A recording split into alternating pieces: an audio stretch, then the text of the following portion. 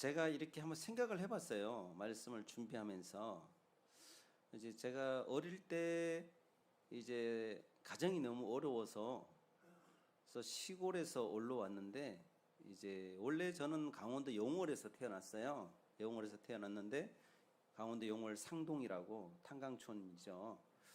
거기서 이제 태어나서 이제 옛날에는 다 여기 있는 분들 다 얘기 나누면 누구나 다 기와집에 다 살았어요. 그죠? 맞죠?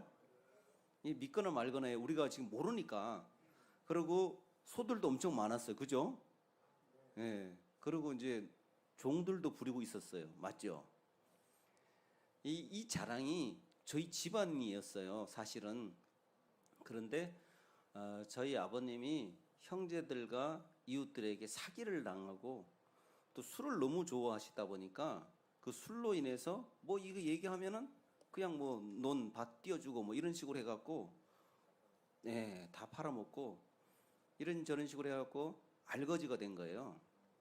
그래서 거기 그 동네에 사는 것이 너무 창피하니까 연고도 없는 경상북도 청송이라는 곳으로 오게 되는 거죠. 그래서 청송으로 저도 이제 아기 때 업혀서 이렇게 오게 된 거고, 그럼 당신이 아기인데 이런 모든 내용을 어떻게 하냐? 저 위에 이제 누나들이 있잖아요. 지금 저희 누님이 제일 큰 누나가 68세예요. 68세. 누나들을 통해서 이제 얘기를 듣는 거죠. 형들을 통해서. 그래서 제가 이제 청송으로 와서 이렇게 조금 있다가 청송에서도 저희들이 이제 거기서 자리를 못 잡고 경상북도 안동으로 이렇게 오게 됩니다. 그래서 안동으로 와서 안동군 임동면, 그래서 임동 동부초등학교, 혹시 거기 나오신 분 있으세요? 임동 동부초등학교. 제가 거기 출신이에요. 이제 초등학교를 졸업하고 나서 그때만 해도 이제 아버지가 지난번에도 말씀드린 것처럼 이제 모슴으로 사는 거죠. 모슴. 80년대, 70년도 중반에 그 말쯤에 저희 아버님이 모슴이었어요. 그때 모슴이 있었을까요? 있었어요. 너무 환경이 안 좋고 가진 것 없고 그러니까 다른 사람의 집에 들어가서 방 얻어주고 먹여주고 재워주고 그냥 계속 있어 일만 시키는 그런 모습 밑에서 제가 자란 거죠. 보고 듣고 느낀 것들이 얼마나 피폐했겠어요. 학교에 가면 친구들은 다 도시락을 싸오는데 나는 도시락을 못 싸가. 그리고 육성회비가 있었는데 그 당시에 육성회비는 뭐 내지도 못하는 거죠. 그냥 계속 불려나가요. 맞고 잔소리 들고 부모님 모시고 와. 뭐 육성예비를 못 내는데 뭐. 그렇게 어려운 시절을 이렇게 지내다가 야 도저히 이거 안 되겠다. 이렇게 하고 내가 인생이 좀 풀리겠나 이거. 그래서 초등학교를 졸업하자마자 무작정 서울로 주랭랑을 친 거예요. 그래서 와서 이 자리를 잡은 게 여기는 동대문구죠. 요 바로 옆 동네에 중랑구라는 곳이 있어요. 원래는 이게 한 구였는데 둘로 나눠진 거죠. 중랑구 면목동에 제가 자리를 잡게 돼요. 그래서 거기서 이제 신문 배달부터 시작됩니다. 아침에 일찍 일어나서 신문 배달하고 그 지친 몸을 갖고 낮에 다시 공장에 가서 상지상사예요. 거기 가서 그냥 뭐 노트 만들고 지갑 만들고 뭐 이런 여러 가지 문구류 같은 걸 다 만드는 거예요. 거기서 이제 또 열심히 고생을 하고 그러고 나서는 이제 밤에는 여기 신설동에 가면 고려학원, 수도학원을 제가 다녔어요. 그렇고 이렇게 해서 이제 제가 검정고시를 통해서 가정을 마쳐요. 중고등학교 가정을. 그러고 나서 대학을 들어갔는데 결국 데모에 연루되어서 이렇게 제적을 당하고 그렇게 이렇게 우여곡절 끝에 신학을 하게 돼요. 그 과정 중간 가운데 제가 직업을 많이 가졌어요. 여러 가지를 해봤거든요. 가스 배달도 해보고, 쌀 배달도 해보고, 구두 닦기도 해보고, 정수기 판매도 해보고, 도서도 판매해보고, 자동차 판매도 해보고, 뭐 그냥 닥치는 대로 해봤던 것 같아요. 그러고 나서는 트럭 한 대 사갖고, 예, 길거리에 가면은 이제 막 박스들이 널려 있잖아요. 예, 트럭 갖고 다니면서 주인 없는 거 박스 막 그냥 주워 담아갖고 그 고물상에 갖다 팔고. 그러고 나서 나중에는 이제 예, 재활용하는 데 좀 눈을 떠서 재활용하는 그쪽에서 또 일을 하게 되고, 나중에는 철거 일도 하게 되고, 뭐 여러 가지 일들을 많이 했어요. 제가 왜 굳이 여러분 앞에 이렇게 주절부절 지나온 과거를, 어려운 과거를 덜먹일까? 여러분, 제가 어릴 때, 그리고 그 모든 일을 하면서 나 이런 일을 해야지, 나 이런 일을 할 거야, 그런 사람 있나요? 여러분, 그런 사람이 있어요? 그런 사람 없습니다. 그러니까 저 때만 해도 그런 말은 있었어요. 고생을 사서 한다라는 말은 있었어요. 젊었을 때 고생을 사서 한다는 말이 있었는데, 실질적으로 제가 경험해 보면서 이건 아니다. 고생은 사서 한다는데 내가 스스로 내가 이거 해야지, 그리고 자처해서 스스로 원해서 한 일은 하나도 없어요. 무슨 말이냐면 모든 사람이 똑같다는 거죠. 저나 여러분과 별반 다르지 않아요. 뭐가 다르지 않냐면 이 어렵고 힘든 일을 안 하려고 그래. 맞죠? 고생을 사서 하려는 사람이 없단 말이죠. 이거는 누구나 다 피하려고 그래. 그리고 그걸 하지 않으려고 해요. 우리나라 사람들 봐봐요. 그 3D 업종 있잖아요. 더럽고 힘들고 어려운 일들 하려고 그래요? 안 하려고 그래요? 안 하니까 다 외국인들이 와서 다 차지하고 있잖아요. 제가 막노동도 많이 했거든요. 그러니까 뭐 막노동 뭐 종류가 많잖아요. 여러 가지. 예. 그 많이 했는데, 어느 날 그 김포에 대곳이라는 곳을 갔어요. 이 마이크 되는 거죠?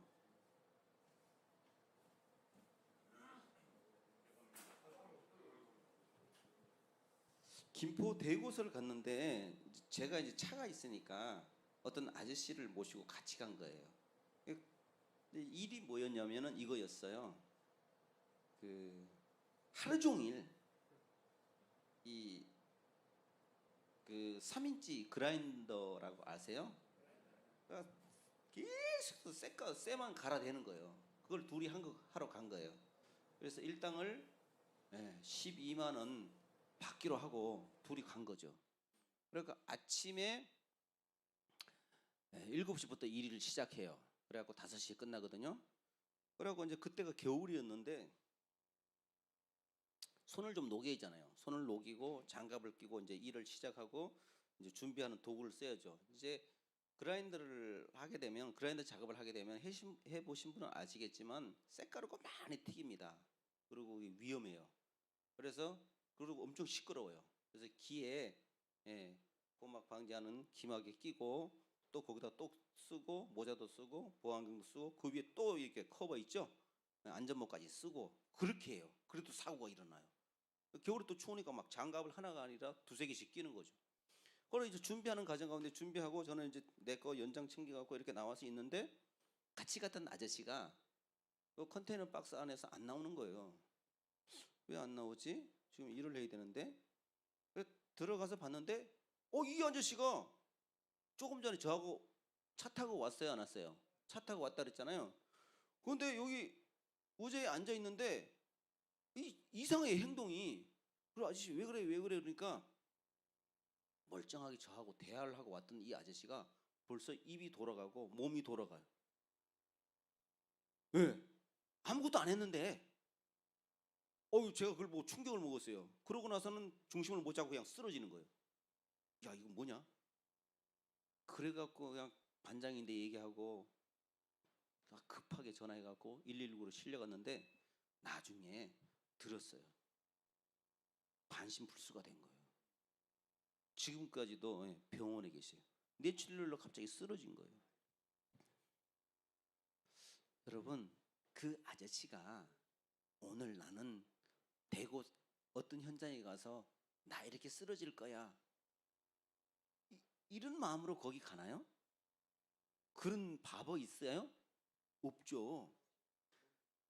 그러니까 어떻게 하든지 자기가 조금이라도 경제적으로 벌어서 가정 살림에 보탬이 되고, 또 자기 어떤 그 뭐라 그럴까요?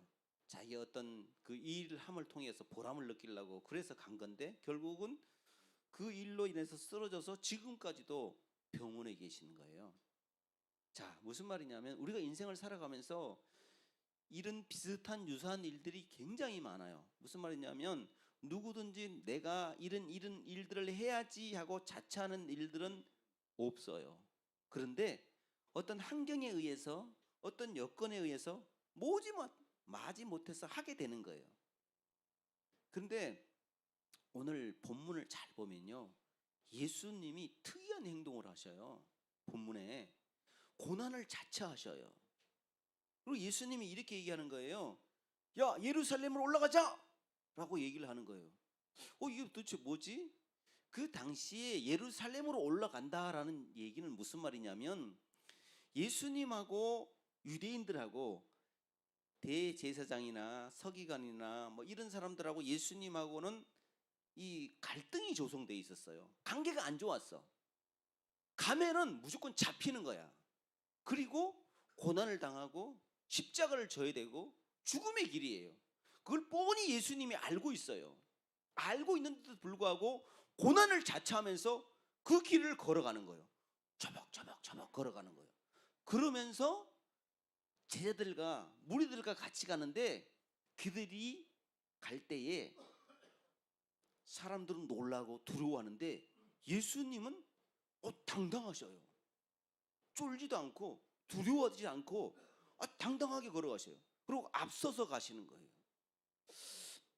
여러분, 예루살렘이 어떤 곳이냐면요, 예수님의 사명의 마지막 자리예요.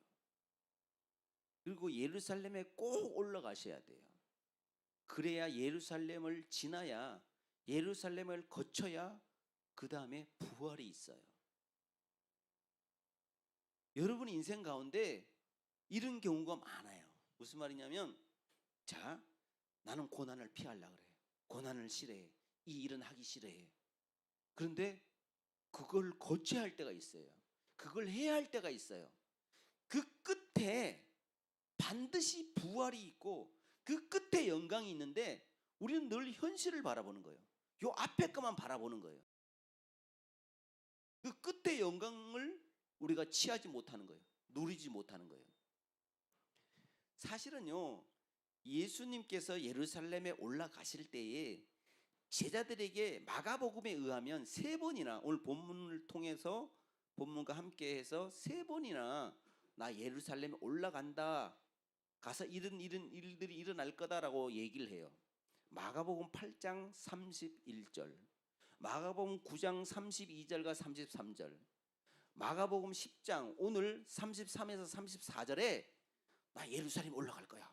올라가면 야, 이런 일들이 있을 거야 라고 얘기하죠. 나 거기 올라가면 능력받고 채찍받고 그리고 죽어 라고 얘기하는 거죠. 이걸 아는 분이 예루살렘에 올라간다? 이거 좀 이상하지 않아요? 이거? 우리 같으면 저 앞에 위험이 있어, 지금 위험이 도사리고 있어. 그 위험을 당연히 피하잖아요. 안 가잖아요. 근데 예수님은 저기가 낭떠러지야. 지금 낭떠러지, 죽음의 길이야. 그런데 그 길을 가겠다는 거예요. 그랬을 때에 베드로는 어때요? 8장에 의하면 예수님 붙잡고 막 가나요라는 말은 막 리비욱이거든. 리비욱, 강하게 그냥 윽박지르면서 예수님! 그럴 수 없습니다. 아주 그냥 자기가 예수님을 윽박지르면서 강하게 그 길을 가지 말라고 하죠. 이게 무슨 말이냐면, 베드로는 이런 거예요. 수제자인데 예수님, 당신은 그 길로 가면 안 됩니다. 죽으면 안 되죠. 왜 죽습니까? 하면서 그냥 강하게 리뷰하고 있죠. 그러고 나서 9장에서는 제자들이 이제 막 떼거지로 달려들면서 이제 또 다시 반응을 보이고, 오늘 본문에서는 제자들 얘기가 안 나와요. 무반응, 반응을 안 보여요. 그러니까 예수님께서는 계속해서 제자들에게 목적을 분명히 설정해 줬어요. 우리가 가는 길은 예루살렘이야. 예루살렘으로 가야 돼라고 해요. 우리가 순간순간마다 이 예루살렘, 이 목적지를 놓치고 있어요. 이 예루살렘이 어떤 곳이냐면 우리가 걸어가야 할 그 길이에요. 반드시 걸어가야 돼요. 예수 믿는 사람이라면, 제자라면 반드시 그 길을 걸어가야 돼요. 그 끝에 영광이 있고 부활이 있는 거예요. 그 길을 나서지 않으려고 하고 주저앉으려고 하고 기도로 서려고 하는 사람은 그 영광을 경험하지 못합니다. 제자들이 오늘 그 모습이었어요. 제자들이 예수님께서 제자들과 함께 올라가자라고 했을 때 제자들은 놀라는 거예요. 두려워하는 거예요. 왜 그랬을까? 이렇게 생각하는 거죠. 이거 뭐야, 지금 우리가 지금 목적지를 잘못 설정했다. 이거 지금 헛다리 잡았네 이거. 제자들 생각에는 이런 생각을 갖고 있었어요. 야, 예수님이 곧 예루살렘에 올라간다. 그러면 예수님이 왕이 될 거야. 임금 될 거야. 그럼 우리 무조건 12명 다 한 자리 해먹는 거지 뭐. 여기에 그냥 꽂혀 있는 거예요. 근데 예수님이 하는 말이 나 죽으러 간다. 나 죽겠다 라고 얘기하니까 이게 완전히 돌아버린 거예요. 여러분, 제자들 입장에서는 자기들의 안전과 미래가 보장되길 원했는데 예수님이 자꾸 죽겠다 그러니까, 예루살렘에 올라가겠다 하니까 이게 반대가 되는 거예요. 여러분이 예루살렘에 올라가는 거, 그것은 주님이 원하시는 길이에요. 그 십자가의 길이에요. 고난의 길이에요. 근데 좁은 길이야. 근데 그 길은 누구든지 다 가야 돼. 근데 많은 사람들은 어떠냐면 그 길을 안 갈라 그래. 피할라 그래. 회피할라 그래. 주저할라 그래요. 근데 그 길을 가야 된다는 거죠. 제가 만약에 지금까지 살아오면서 여러 가지를 나열하면서, 직업을 나열하면서 그 얘기를 한 이유는 그 과정을 안 거쳤다면 내가 여기에 있을까? 라고 생각을 해보는 거죠. 고난의 그 여정 끝에 거기에 열매가 반드시 있었어요. 그러니까 여러분의 인생 삶 가운데서 이거는 좀 도대체 아닌 것 같아, 이 길은 가면 안 돼 라고 생각하는데, 만약에 그게 주님이 원하시는 길이라면, 주님이 기뻐하시는 길이라면 그 길을 가야 된다니까요. 그 십자가를 져야 돼요. 내려놓으면 안 되는 거예요. 근데 제자들은 이것을 싫어하고 내려놓는 거예요. 놀라고 두려워하는 거죠. 제자들 입장에서는 거기서 한 발을 빼는 거예요. 왜? 예수님께 붙기는 붙었는데 예수님이 예루살렘에 올라가면 분명히 갈등을 일으키고 분명히 죽을 텐데, 우리도 한패로 취급당해서 우리도 지금 불이익 당하는 거 아니야 이거? 여기에 벌써 주눅이 드는 거예요. 여기서 벌써 두려움이 엄습한 거예요. 그러니까 한 발을 빼는 거죠. 예루살렘에 올라가는데 이게 즐겁지가 않은 거예요. 기쁘지가 않아. 주님이 가자라고 하는데 안 갈라 그래. 이걸 아니까. 여러분 인생 가운데 그런 경우 있잖아요. 주님이 어떤데, 너 이거 해야지, 너 나와 함께 가자, 나와 함께 일하자, 그럴 때가 있어요. 그러면 기쁨으로, 즐거움으로 그 십자가를 지고 걸어가야지, 제자들처럼 이렇게 뒷걸음질하고 발을 빼고 안 가려고 하는 것은 제자된 도리가 아니라는 거죠. 성경을 보세요. 32절, 여러분 32절을 한번 띄워주실래요? 같이 읽을까요? 32절, 마가복음 10장 32절. 자, 시작.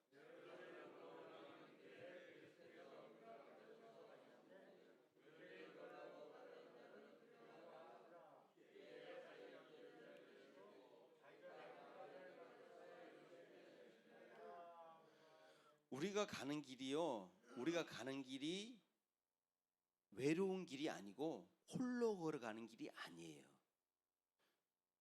여러분이 걸어가는 모든 걸음 가운데 나만 왜 이렇게 고생하는 것 같지? 왜 나만 걸어가는 것 같지? 라고 생각할 때 있어요. 그때 혼자가 아니라 주님이 같이 걸어가고 있어요. 함께. 그리고 여러분의 손을 잡고 있어요. 여러분 등 뒤에서 힘이 되어 주시고 여러분을 어떤 데는 업고 가셔요. 여러분과 함께 가셔요. 어떤 데는 주님이 여러분 앞서 가셔요. 오늘 본문의 그 말씀처럼 앞서서 당당하게 걸어가시는 거예요. 얘야, 내가 너를 인도하겠다. 내가 너의 목자가 되어주겠다. 따라와라. 이르신 거죠. 그래서 여기에 함께 걸어갈 때에 이런 경우가 있잖아요. 사람이 같이 걸어가는데 목적지는 똑같아. 목적지는 똑같은데 생각이 달라. 목적하는 그 의도가 달라. 성취하는 게 의도가 달라. 그럼 여기에 지금 좀 이상한 거예요. 제자들과 예수님의 모습이 그거였어요. 함께 예루살렘에 올라가는데 예수님은 기쁨과 즐거움과 큰 한이에 벅차서 올라가는데 부활의 영광을 보고 올라가는데 제자들은 온매 기죽어 하면서 죽음의 두려움 공포 가운데 떠는 거예요. 내가 불이익당하는 거 아니야 이거? 이런 거죠. 반드시 기억하세요. 여러분 인생 가운데 주님이 함께 하십니다. 앞서가십니다. 손을 잡고 가세요. 함께 동행하는 줄 믿습니다. 제가 여러 가지 다양한 일들을 하면서 진짜 사고를 많이 당했어요. 제가 좀 급한 성격이라서 그럴 수도 있기도 있지만 좀 세상적으로 얘기하면은 좀 운이 없어서 나빠서 그렇게도 생각이 들어요. 그렇지만 거기에는 우리 그리스도인 모든 삶 가운데는 우연은 없어요. 하나님의 뜻만 계획만 있는 거예요. 버스가 멍청하게 이렇게 그냥 길가에 서 있는데 제가 멍청하게 오토바이 타고 가다가 그냥 바로 그냥 박죠.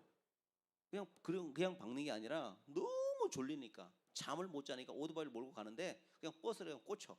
그 이렇게 물 안 튀기는 거 있잖아요. 물 튀기지 말라고 오토바이 이렇게 앞뒤로 이렇게 돼 있는 거. 그게 꽂혀갖고 오토바이가 안 나와 이게. 빼도 안 나고 들어가지도 않고 이런 상황. 난 나가 떨어져 있고. 영동대교에서 오토바이를 타고 가는데 밤에 빗길에 이 앞에 이제 차들이 정차가 되니까 살짝 알죠? 그걸 왜 모르겠어요. 빗길에 조심 운전해야 된다. 살짝 브레이크를 밟아야 된다. 살짝 브레이크를 밟았는데 팍 틀어지면서 거기에서 영동대교 차 많이 다니잖아요. 넘어졌는데 또 한 번 차가 와서 쳐 나를 탁 치고 가고 이런 경우도 있고 서대문 경찰서 앞에서도 적십자병원 짜장면 배달할 때 거기는 어마어마한 사고를 당했어요. 여기서 저 끝에 카메라 있는 데까지 제가 붕 날라서 저기 뛴 거예요. 붕 날 뛰고 철가방은 저기서 돌고 오토바이 여기서 빙빙 돌고 그래서 사람들이 다 몰려와고 야 죽었다 이거 죽었어. 바로 옆에 적십자병원이 있는데 이거 죽었다라고 얘기를 해요. 근데 이게 들려 의식 중에 살았다는 거죠.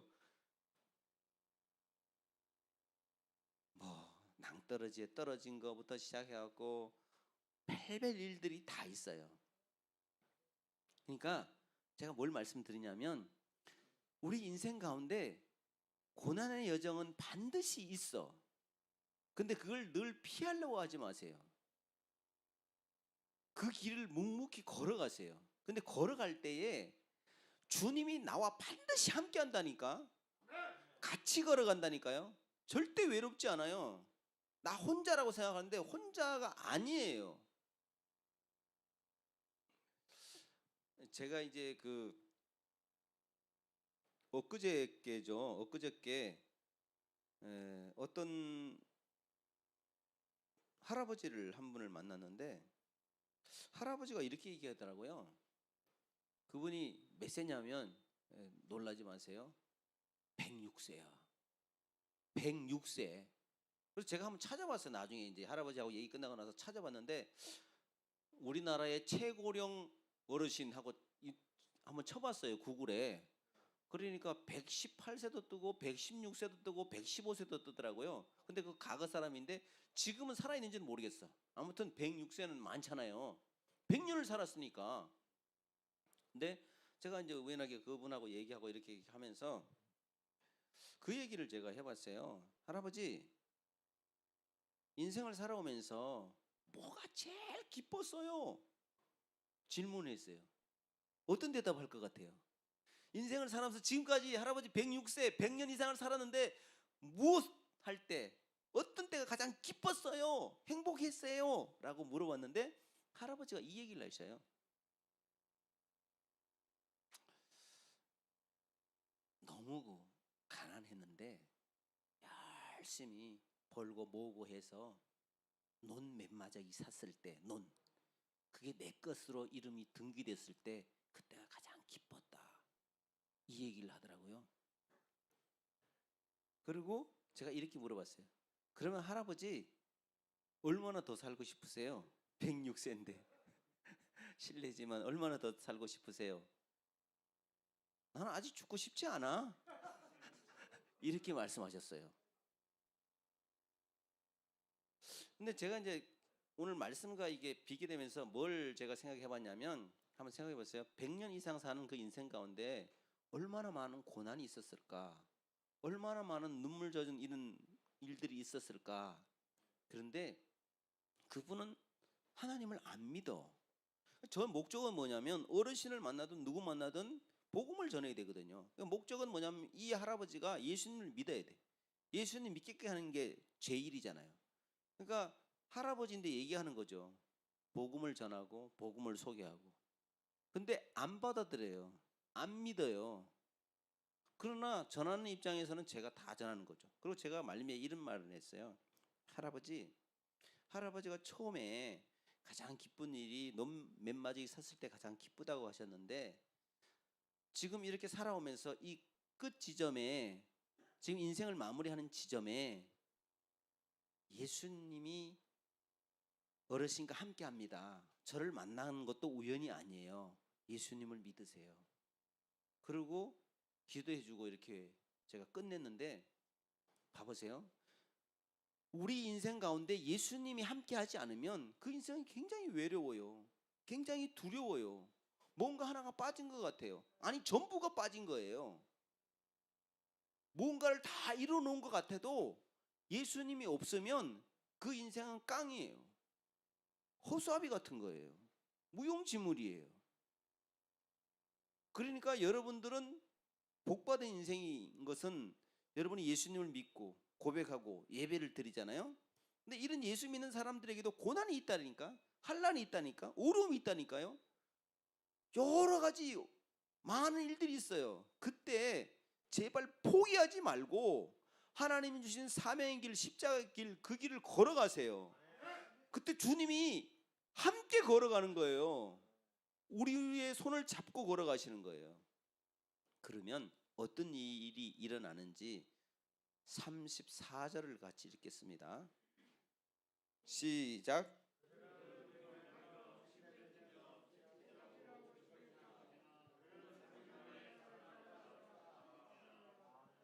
우리 인생 가운데 고난이 연속인 사람이 있어요. 뒤로 넘어져도 코가 깨진다고 이런 인생이 있을 수 있어요. 근데요, 예수 믿으면 고난은 따라요. 예수 믿으면 고난이 없다? 이 거짓 신앙이에요. 거짓 가르침이에요. 예수 믿으면 바로 십자가를 지는 길이에요. 십자가 길이에요. 좁은 길에 들어서는 거예요. 예수 믿으면 다 잘 된다? 그 거짓 신학이에요. 잘못된 가르침이에요. 여러분 다 잘 돼야겠네? 다 빌딩 한 채씩 갖고 있고 좋은 자동차 다 타고 다니고 좋은 집에 다 살아야 돼요. 아프지도 않아야 돼. 그게 아니라니까요. 예수 믿으면 더 안 돼. 그게 정상이에요. 그게 제자의 길이고 바로 걸어가는 거예요. 그럴 때에 그 환난과 아픔과 고난이 연속이 될지라 할지라도 그 길을 끝을 보라는 거예요. 그러면 그 끝에, 오늘 34절 끝에 예수님이 이렇게 얘기하는 거예요. 나 예루살렘 올라가는데 죽음이 나를 기다린다 할지라도 죽음이 나를 갈라놓지 못한다. 나 3일 후에 살아날 거야 라고 선포해 버리는 거예요. 어때요? 예루살렘 올라갔어요. 실질적으로 고난을 당해요. 능력 당해요. 침뱉어요. 채찍질 당해요. 십자가에 달렸어요. 그게 끝이라고 생각했는데 끝이 아니었어요. 3일 후에 어둠을 깨치고 예수 그리스도께서 부활한 줄 믿습니다. 이 부활의 영광은요, 고난의 터널을 지나가야 돼요. 십자가의 그 길을 걸어가야 돼요. 예루살렘 그 길을 저벅저벅 걸어갈 때에 그 다음에 부활의 영광이 있는 거예요. 저와 여러분 인생 가운데 외롭다고, 두렵다고, 실패자라고 낙담하지 마세요. 그렇지 않습니다. 그 길을 끝까지 경주하세요. 믿음에서 이탈하지 마세요. 그러면 반드시 주님께서 여러분에게 큰 기쁨과 이 한이의 부활의 영광을 목도하게 될 줄 믿습니다. 이 얘기가 꼭 죽어서만 얘기가 아니에요. 부활이라는 게. 그럼 나 죽은 다음에 무슨 소용이 있어? 그게 아니라니까요. 주님은 이 땅에서도 우리가 그 부활을 목독해 해요. 그러니까 뭐냐면 그 기쁨을 우리가 누릴 수 있도록 다 해준다니까요.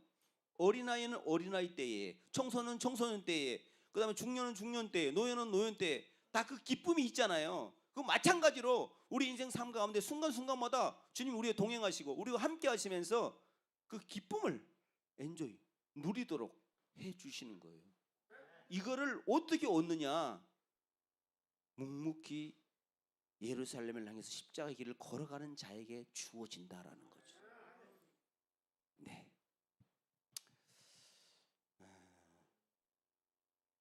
제가 짧게 다른 얘기 하나 하고 말씀은 오늘 다 끝냈어요. 하고 이제 말씀을 마치고 이제 기도할 건데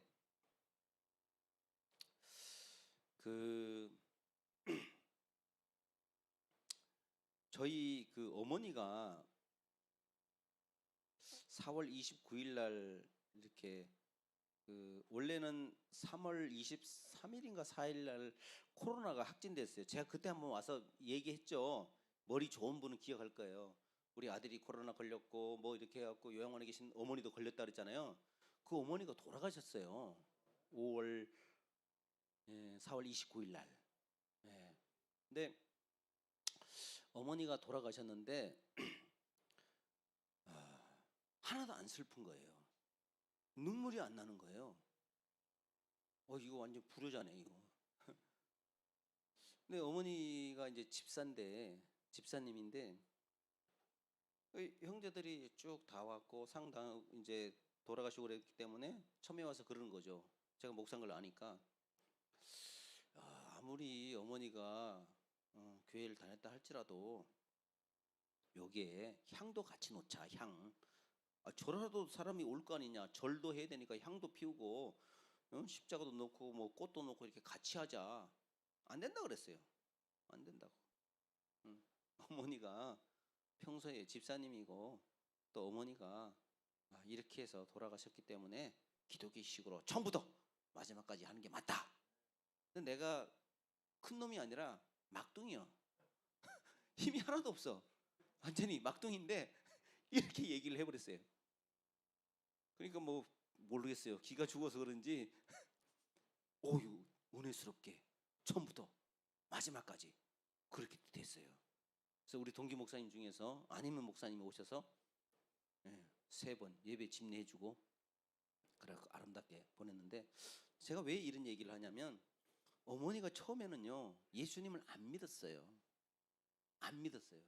저희 아버지도 예수님을 안 믿었는데 제가 전도를 했어요. 저희 아버지는 어떤 분이냐면 성질이 저보다 더 더러워. 엄청 더러워. 그리고 불이야 불. 불이 뭔지 알아요? 야 지금 갖고 와. 발 안 갖고 오면은 바로 이게 날아가는 거예요. 이게 불이에요. 그러니까 갖고 바로 그냥 빠다닥 빨리 갖다 줘야 돼요. 술 받아와. 술 빨리 가서 받아와야지. 늦으면 그냥 바로 이게 뭔가 날라와. 그런 아버지고 제가 어릴 때 엄청 많이 맞았어요. 우리 형제들 다 맞았어요. 그러니까 술 고래니까 술을 막 이게 말통으로 갖다 놓고 막 술을 막 드시는 분이라 술만 한번 드시면 동네가 다 떠나가는 그런 분이에요. 근데 이 어떻게 전도를 해야 될까? 유교 집안 사정에서. 근데 막 맨날 며칠 동안 몇 년 동안 기도만 하는 거지 뭐. 무서워서 찾아가지도 못하고. 그리고 뭐 이렇게 우여곡절 끝에서 정식으로 나 그래 내가 예수님 믿겠다. 이렇게 된 거예요. 그리고 돌아가셨어요. 그리고 어머니도 예수님을 믿고 그렇게 돌아가셨는데, 여러분이 해야 할 일이 있습니다. 여러분 이곳에 이 자리에 있지만 여러분들 중에 아직 가족들이 믿지 않는 분이 있을 수 있어요. 사랑하는 친구들이 믿지 않는 분이 있을 수 있어요. 그 기회가 항상 있는 게 아니에요. 항상 있지 않아요. 제가 제일 후회스러운 게 뭐냐면 어머니를 요양원에 너무 오랫동안 가게 하셨기 때문에 제가 미안한 거예요. 10년 이상을 요양원에서 모셨어요. 형제들이 잘 살지는 않고 잘 모시는 그런 형편이 안 되니까 어쩔 수 없어서 또 치매도 오고 그래서 모셨는데, 그게 저는 가장 슬펐어요. 어머니 돌아갔는데. 그러니까 여러분 인생 가운데도 그 시간이 길지가 않아요. 아내를, 남편을, 자녀를, 친구를 사랑해야 할 시간이 길지가 않아. 근데 뭘로 사랑하겠어요? 예수님의 복음으로 사랑해야 돼요. 복음을 전하세요. 그럼 그도 영혼을 얻어요. 그거는 이제 말씀 외에 제가 오늘 좀 요게 좀 감동이 와서 말씀을 드린 거예요. 꼭 복음으로 여러분 주변 사람을 살리기를 주님의 이름으로 축복합니다. 기도합니다. 하나님